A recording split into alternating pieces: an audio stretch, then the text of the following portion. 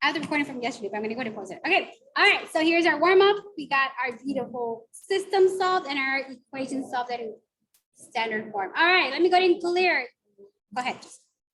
All right, so learning objective for today, guys, is to continue to solve linear quadratic systems. Now this time, guys, I'm going to go ahead and show you guys a different method. Yes, it's algebraically. We're going to go ahead and involve some of what we did yesterday because we did a lot yesterday. We graphed. In order for us to graph and double check, we needed to do it just a little bit more algebraically, but I'm going to go ahead and just repeat that portion. And I'm going to go ahead and show you guys how to verify our solutions using technology, okay? Not only you guys writing on your graphing your equations, but also using our beautiful technology, which is what we have at our disposal while we're at home to verify our solutions, okay? So algebraically is our main objective today here. I'm gonna go over two methods, and then I'm gonna go ahead and let you guys have an exit ticket if hopefully we have time at the end. If not, I really wanna show you guys how to verify your solutions using technology, like I said. Okay, all right, ready? All right, so we went over the definition. We don't have to go over this again. Our question remains the same. How can we solve a linear quadratic equation composed of two variables? We're gonna go ahead and now do our beautiful system algebraically. Now, graphically is what we did yesterday. We did some substitution because we needed to verify our solutions, but we're gonna go ahead and also see elimination today, okay? And also some type of other solutions that we have. Well, once we get our solution, what type of solutions do we have? So graphing, we know we're going to intersect at several points. It could be, yes, at 2 points. Sometimes it's at 1 point. Sometimes it could be at no points whatsoever, okay? So here's our first example for today. Go ahead and write this one down. We don't need graphing paper because obviously we're going to do it algebraically. We have 3x minus y equals 7. Y plus 4 equals 2 inside parentheses, x plus 5. Now, there's several ways to solve this. One way you can go ahead and do it algebraically is by substitution. We already did that yesterday. I'm going to go ahead and show you guys how to do it by elimination in this case. Okay? So you can go ahead and decide which method is best for you. I'm not going to make you guys do it one way or another. I'm just gonna go ahead and let you guys choose, okay? So yesterday we did by substitution. I'm gonna go ahead and show you guys how to do it by elimination today. So by elimination, okay. Now, by elimination, we have to strategically look at what's given. We want one of our variables to have the coefficient, same quantity, opposite signs. So by looking at our equations, both of them, which of the two variables have the same number, same value, meaning if you were to take the absolute value of it, opposite signs. Go ahead and tell your neighbor which ones have same value, if you were to take the absolute value of it, opposite signs in this case. A ver, Jessica, tell me. The y. Our beautiful y. Now, they're both located on my left side of my equation, so I'm going to rewrite them just a little bit so I can go ahead and have them aligned, okay? So the top one, I'm going to go ahead and leave it as is. So we have 3x minus y equals 7.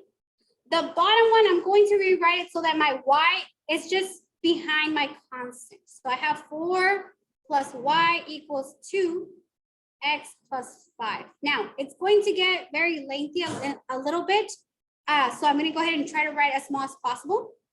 Now, I'm going to go ahead and do it by elimination. So here it goes. I'm going to go ahead and combine these two together. Negative y plus y, in this case, become eliminated. That was our purpose, our strategy here. So it goes to 0. Now, I'm going to combine what's left over. So here it is. Here's my first equation. I'm going to go ahead and now write plus. I now have my first two terms, 3x plus 4. Notice that these two terms are two different type of terms. Can we combine these? No, so we're gonna go ahead and write them side by side. So 3x plus 4. All right, I forgot to write my square here, guys. Yeah, there's a square. So sorry. There you go. There you go. So now I'm gonna go ahead and combine these two together. I cannot combine them. Obviously, there's a square. I need to distribute. I need to expand. So therefore, I'm going to go ahead and go for what's next. I have 2x plus 5 squared and plus 7. So I combine my left side and I combine my right side. All right. Now, do I have all of my variables the same? Yes, I have x. Can I solve for x now? Yes, let's go ahead and do that. So my left side is going to be 3x plus 4. I can't simplify this side, so let's go ahead and simplify now my right side. Before distributing that beautiful 2, I need to focus on this beautiful square. So 2, inside my parentheses, it's now going to be x squared plus, how do I expand? Now 5 squared. 10x plus 25 plus 7. Remember that we have x squared.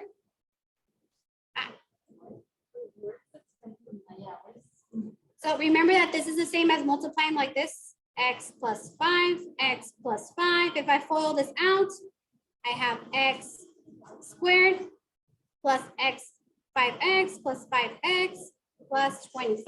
I combine these two. Remember? Yeah, so go ahead and FOIL it out. First times the second, first times first, x squared. First times the outside, 5x. Second times the inside, 5x. And lastly, the last ones. 5 times 5 is 25. Simplify these two, gives me x squared plus 10x plus 25. Got it? Yes. So, all right. Now from here, I can go ahead and distribute that beautiful 2. So let's go ahead and distribute that one. Distribute, distribute, distribute. My left side, I still can't simplify that. It's already simplified. So I now have 2x squared plus 20x plus 50 plus 7. All right. Do I have more terms to combine on my right side? I have 50 and 7. Okay, so let's continue. We have 3x plus 4 equals 2x squared plus 20x plus 57. All right. Now, since we have that beautiful square, I'm going to go ahead and let you guys see. What do I need to do in order for me to solve for that quadratic? How do I solve? What do I do? What do you guys remember doing? Subtract our 3x. So let's go ahead and subtract that beautiful 3x. It's eliminated from our left side. We're left with 4 equals 2x squared plus, it would be now 17x plus 57. What do I have on my left side? I still have a 4, so I have to make it equal to, how do I do that? Subtract 4. All right. So I'm left with 2x squared plus 17x plus 53 equals 0. Now you can put the 0 right before on your left side, or you can go ahead and move it to your right side, either or it would still be equal to 0. Now what do we do? You can go ahead and factor, but this time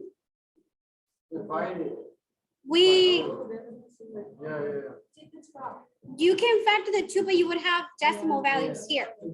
Now, another way to solve for this, if it's too complicated to factor, there's another method that we learned last time. I showed you guys a little song.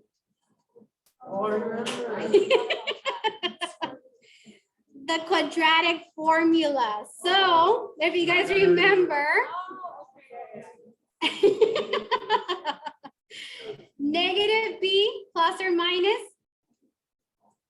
square root of b squared minus 4ac all over 2 times a. So let's go ahead and identify my a, my b, and my beautiful c. In this case, what's my a? 2, what's my b? 17, my c? 53. So let's go ahead and substitute all my beautiful values here. Negative b, which is negative 17, or negative minus 17, plus or minus square root b squared, 17 squared, minus 4. What's next? 2a, 2 times. And what's my c? 53. All over 2 times 2. All right. So let's go ahead and continue to simplify. Negative 17 plus or minus square root of 17 squared is 2 something. 289 minus, what is negative 4 times positive 2 times 53? 420, yeah, 24. All over 4. Let's continue. We have negative 17 plus or minus square root of, what is 289 minus 424? 130, 234, 135. 135. All over 4. Now, from here, can we take the square root of this number?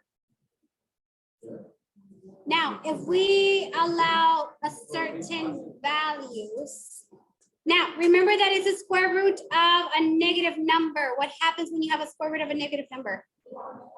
You have an I, a solution, right? An imaginary solution.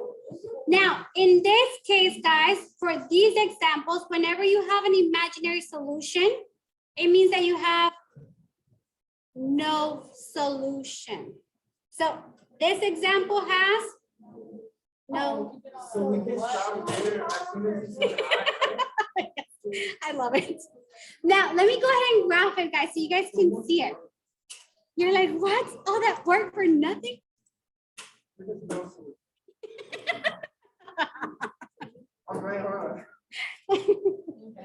You have to show algebraically. So we have y equals 1/4 x minus 3 squared. This time we have 3x minus 2y equals 13. All right. So by looking at our equations, go ahead and write these down. Don't get disappointed now. All right. Yeah, there will be a solution this time. I promise. There's going to be 2. All right. Now, let's go ahead and look at our beautiful equations and strategically, algebraically, which method would you guys like to use? Elimination, substitution, which one would you? Substitution. So now this time we have y equals 1/4 x, 1/4 inside parentheses x minus 3 squared. So what do? You plug it in. So let's go ahead and plug it in. So we have 3x minus 12. 2. Sorry, where did the 12 come from? 2. Inside parentheses, 1/4 minus 3 squared equals 13. So we plug one inside of the other one, right? That's how we did. Now, everything is in one variable, so therefore, we can go ahead and start solving for beautiful x. So let's go ahead and do our beautiful algebra. Make sure we don't mistake anything that we have there. So pasito, pasito, step by step. Inside of our parentheses. What's inside of our parentheses first? Square. So let's go ahead and do that first. So 3x minus 2, 1/4. Inside parentheses, let me go ahead and do some side work. x minus 3 squared would be now written as, if I were to factor it out, FOIL it out. X squared minus 6x plus beautiful 9. That is correct. X squared minus 6x plus beautiful 9 equals 13. Now, I know I would want to distribute that beautiful 1/4 into each term. But because that 1/4 is multiplying to this beautiful value, it means that this -2 can also be multiplied to that 1/4. There's no other term that is separated. So therefore, I'm going to go ahead and do this right here. X, 3x, -2 times 1/4 is -1/2. Oh my God. X squared minus 6x plus 9 equals 13. Now I can go ahead and distribute that beautiful 1/2 to each term inside of my parentheses. Okay. You have to keep track. So this is what happened. Instead of distributing that 1/4, yes, you can go ahead and do that. You're going to go ahead and have to distribute that -2 again. So I kind of did a 1 and 2 job. I distribute that -2 to the 1/4, and whatever that became, it became now -1/2. I went and distributed once. Okay. Now, pasito pasito, step by step. 3x, -1/2 times x squared, -1/2 x squared, -1/2 times -6x, +3x, and -1/2 times +9, -9/2. Now I have a beautiful fraction. How do I get rid of those beautiful fractions? What do I do? How do we get rid of fractions? We do a fraction buster. So, yes. You can, but you're going to get a decimal value. We want to leave it as a fraction because we're going to do a fraction buster. So what is my fraction buster here? What am I going to multiply the entire equation by? By those, yes, 2. So my left side multiply by 2. My right side multiply every single term by 2. Okay, I'm going to bring it up right here. Let's go ahead and do this. We have 2 times 3, 6x. Let's see, 1/2 x squared times 2, -x squared. Let's see, 2 times 3x, 6x. And the last one, 2 times -9/2, -9 equals 26. Now I need to make one of my sides equal to 0, and I need to write this in standard form. So let's go ahead and subtract 26. Subtract 26. This goes to 0. Let me rewrite this side. I have -x squared. Let's see, 6x plus 6x gives me +12x. And this is now at what? -35, that is correct. Just checking my work. All right, so I have this ugly -1 in front. I'm gonna go ahead and change all the signs to my beautiful equation. So I have a positive, so I'm gonna go ahead and multiply it by -1 again. My left side and my right side. I have now x squared minus 12x plus 35 equals 0. Now can I factor that? Yeah. Seems about 35 and 12, there's a relationship there. We can go ahead and use our beautiful Paringer method this time. 2 numbers that multiply to 35, add 2 negative, 7 and 5, which one? Negative and negative, both negative. Okay, so in this case, we have x minus 7, x minus 5 equals 0. Our solutions would be at x equals.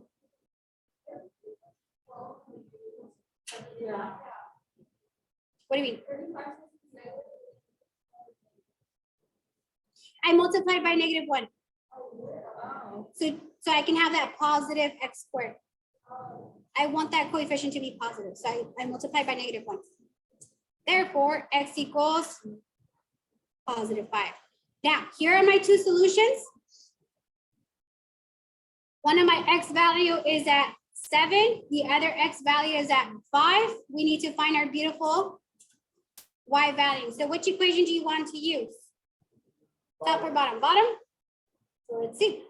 Let me go ahead and do this one in blue. My first one, when x equals 7, we have 3 times 7 minus 2y equals 13. We have 21 minus 2y equals 13. Subtract 21. We're left with -2y equals 13 minus 21. Beautiful 8. Let me see, -8. Divide by -2. We're left with y equals +4. So my solution when x equals 7, my y is +4. Let's go ahead and do the same now for our beautiful 5. So x equals 5, what is my y? I'll let you guys do that one. Let's see what you guys get. So I have my two solutions, 7, 4, 5, and 1. Now, how do I check this?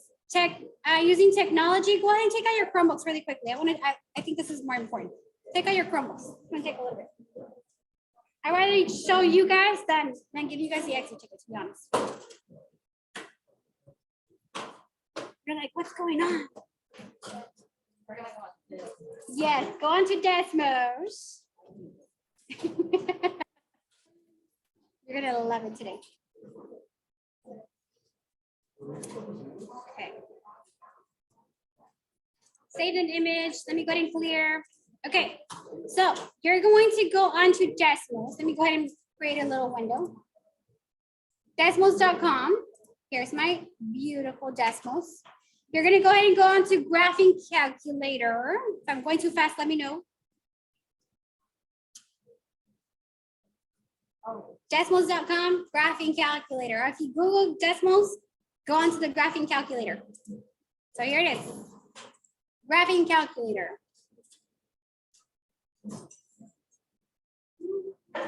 Okay. Now, you're going to be given the graphing calculator here, the tool. We're going to go ahead and graph the first one. What was my first equation? Y equals 1/4. So it's 1, your backslash 4. You're going to have to press the arrow button. Let me know if everybody's there. If I'm going too fast.